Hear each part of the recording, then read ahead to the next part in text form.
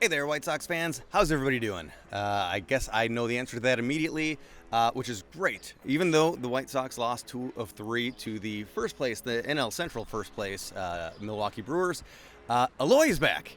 Wow, what a quick ascension through the minor leagues, through his rehab assignment. So excited that he is back. His first game is happening as I am saying this. Just got out of work recently, so this is coming up a little bit later than I like to put a video up on a Monday. But welcome back, Eloy, his first game of the regular season, which is, interestingly enough, coming just a little bit after the 1-year anniversary of when the 2020 season started. So Eloy will have a very, very similar 2020 and 2021 season. This video is about making your picks for the Pick to Click contest for this coming week, so we will start with that. We're going to look at the upcoming schedule and see who got the playing time last week, talk about any roster moves that have happened. The deadline to make your picks will be before the first pitch tomorrow, so before Tuesday's first pitch. We have a full slate of games this week, no days off, so still plenty of baseball left ahead, even after you get this one free look at Monday's game. After that, I think I'm going to have to allow myself to talk a little bit about what I want to see the White Sox doing moving forward, who should be getting the playing time, who shouldn't. I've got some opinions. I haven't had a chance to make videos as much as I've wanted to, and there's a couple of places on the lineup that I feel like we're giving outs away. Also, I did want to mention the results of a poll question I asked you all, and I got a good response. The poll question was about where the White Sox should focus most of their energy when it comes to making an upgrade, an improvement before the July 30th trade deadline. And again, it's usually the July 31st, but since that happens on a weekend, the trade deadline is July 30th at 3 in the afternoon. On that note, I am considering doing a live broadcast in the hour or maybe even 2 hours leading up to 3 o'clock. So it'll be an afternoon broadcast this coming Friday. Let me know if you guys think that's a good idea, if I should do it or not. I will be covering everything that happens leading up to the trade deadline, but obviously with special focus on how it affects the White Sox, the moves the White Sox make, the moves that people within our division make, and of course, you know, it's about that time. We're going to start looking at who we're going to be playing in the playoffs, because we're going to the playoffs. How great is that? I know it's not clinched yet, but it's looking really good. And of course, our biggest deadline acquisition is just bringing Eloy back off of the injured list. So let's first start at looking at this coming week of baseball. We have a 4-game set against the Kansas City Royals in Kansas City. Kansas City's played us pretty hard considering where their talent level lie. They have all sorts of good players throughout that lineup. It's not a solid team, obviously. It's not a solid team from beginning to end, top to bottom. They've got holes all over, but they also have some guys that could do some damage. One of those guys might get traded maybe even before this series ends, and that is Whit Merrifield. There's a lot of buzz around him finally being moved by Kansas City, which is probably a move they should have done a year or two ago, simply because they're just nowhere near ready to compete, and he is an asset that could probably fetch a lot of prospects in return. And he's probably not at his highest trade value right now, but he still definitely is somebody that would improve just about any team he goes to. Heck, I'd like to see him on the White Sox filling in for Nicky Madrigal, but that's obviously not going to happen. Interdivision trades don't really happen often. The Friday series, the second series of this week, begins with Cleveland. The Cleveland Guardians. I already almost forgot their name. They are going by that antiquated, old-school name for the rest of this year, but the Cleveland Guardians is what they will be called starting in 2022. They recently moved Shane Bieber to the 60-day injured list, so one of their best pieces that could either be traded or contributing is probably not going to contribute, at least for the next couple of weeks at the earliest. And even though the White Sox haven't gotten out to the greatest start post-All-Star break, Cleveland has been just as bad, if not a little bit worse. The White Sox have a commanding lead in the AL Central still. So when looking at your picks to click, who will you pick this week?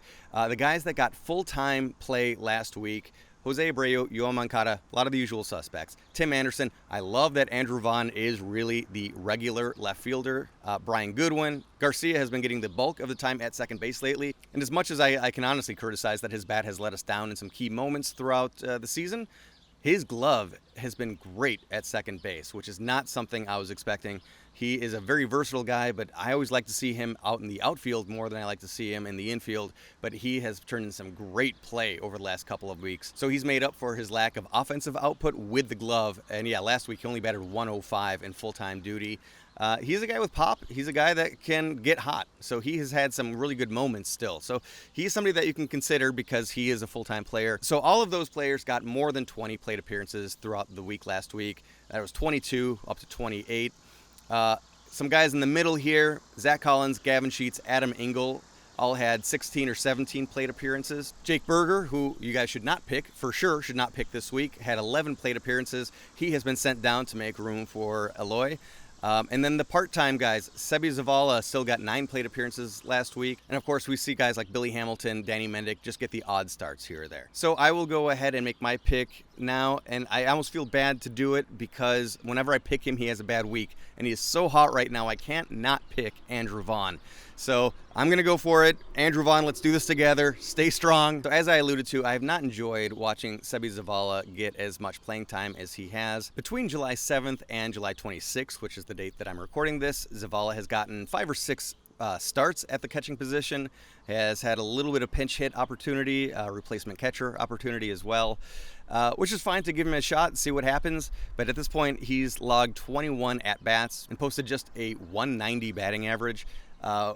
The White Sox sent Yermin Mercedes down. He was absolutely scuffling, no doubt about it. If his replacement is only hitting 190 with an on-base plus slugging in the very low 600s, I think it's time to bring back Yermin Mercedes. Let's go take a look and see what he has been up to in Charlotte. Yermin has played 18 games at AAA Charlotte, and in those 18 games, he has 23 hits. Of those 23 hits, 5 were doubles, 1 triple, and 6 home runs. That is good for a .329 batting average. And I know about a week ago I said this is the best he's ever done in the minor leagues. He's even better. His on-base plus slugging is 1,067 right now. He's drawn the occasional walk. That's never really been a big part of his game, but he does have 3 walks against 13 strikeouts. And again, 13 strikeouts in 18 games. I'm not saying those are great numbers, but they're not terrible. And when you look at the by position breakdown, he has played 2 games at first base, 6 games at designated hitter, and 10 games as catcher. So he is logging playing time at the catching position. 12 runners have attempted to steal against him, and he's only thrown out 2. Not great. He was much better than that in spring training this year. I was pretty impressed with his gun behind the plate. I hope that there's a plan that he maybe logs a bit more playing time, but really I would love to see Yermin coming back up here. So today we know that Eloy is designated hitter. That is where I would love for him to stay. I'd love for this outfield to remain as they are, with Vaughn in left, Engel or Goodwin in center, and then maybe Sheets in right.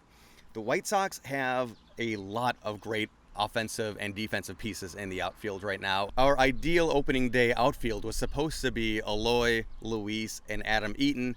Of course, that didn't work out in any of those situations, and we were able to bring in Billy Hamilton, Brian Goodwin. Adam Engel was supposed to be our 4th outfielder, and even he was injured for so much of the time, but he's, of course, back now. And then Gavin Sheets, a first baseman in the minor leagues, has come up and really held his own. And with our designated hitter of the future, Andrew Vaughn, getting regular playing time, not only in the field, but in the outfield, left field, and he's really done pretty well out there. The White Sox have more than held their own and had an outfield that I would consider above league average, with a lot of versatility out there. Again, with some of these bench pieces like a Billy Hamilton, somebody is going to get squeezed out of playing time in time. Right now, I'm hoping that Eloy takes over as full-time DH, which would probably mean Zach Collins gets squeezed out of playing time a little bit. Tony La Russa has said that the return of Eloy Jimenez does not mean Vaughn will lose playing time. So if Eloy starts playing in the outfield, I'm hoping that that would shift Andrew Vaughn into the DH spot. Not really sure. We'll see how this plays out. And of course, by the end of August, maybe even the middle of August, if we're very lucky, Luis will be back in center field. Then what happens? Who's going to get squeezed next? We have so many talented outfielders that I wouldn't be surprised if someone does get traded or included as part of a package. I don't know who that's going to be, how that's going to work. Obviously, it's possible that Gavin Sheets gets sent back down to the minors, just like Jake Berger did. Whatever the case, I do think that having Eloy back makes it very difficult for Yermin to come back as a designated hitter. He will have to come back as a catcher, and I hope he's able to do that. I really want to see his bat on this team. He was hitting his way out of a slump at the moment he got sent down and has just been on fire. Talk about being motivated. He is lit up minor league pitching. A name that I haven't mentioned on here for a long time, and there's a good chance I won't mention him again for a long time, if ever, and that's going to be Jake Lamb. He went down with a quad injury, if I remember right. And though he is healthy again, he's been playing in Charlotte on a minor league rehab assignment, but the White Sox really don't have any place for him right now. So I'm guessing he's a guy that's going to have to be released or traded at some point in the near future. On the note of trades, let's take a quick look at the results of that poll I put up last week on Twitter. What should be the White Sox top priority this trade deadline? Bullpen, outfield, or second base. Very close competition, but bullpen ended up getting the win with 52.5% of the vote. Second base at 43%, outfield at just 5%. Even when I posted that poll, the White Sox we all knew that Eloy was going to be back fairly soon. We didn't know he'd be back this soon, but we thought he would be back at some point in mid to early August.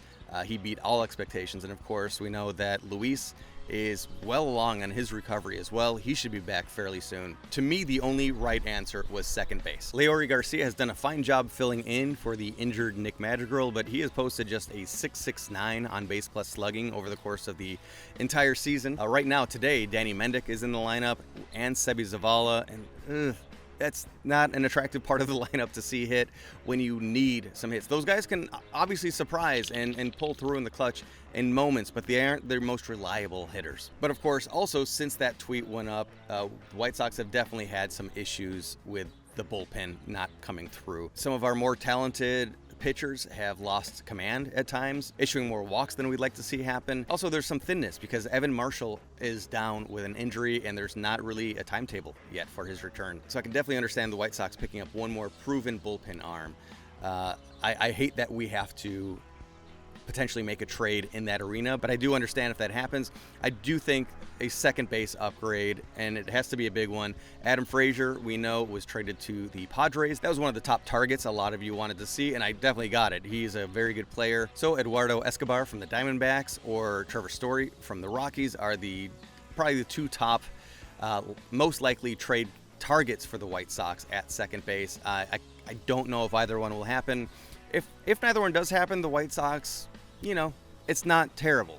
We have good players, but I would just love to see an upgrade at that position. We will take a look around baseball news in general. We're going to take a deeper dive, a bigger look at the Adam Frazier trade. We're going to say goodbye to Nelson Cruz with bells on. We might see him in October playing for Tampa Bay. We will take a look at the Lance Lynn extension, which is fun, exciting, very positive news for White Sox fans. I hope everybody out there is enjoying the summer, having fun, staying safe. Until I see you next, play ball and go Eloy.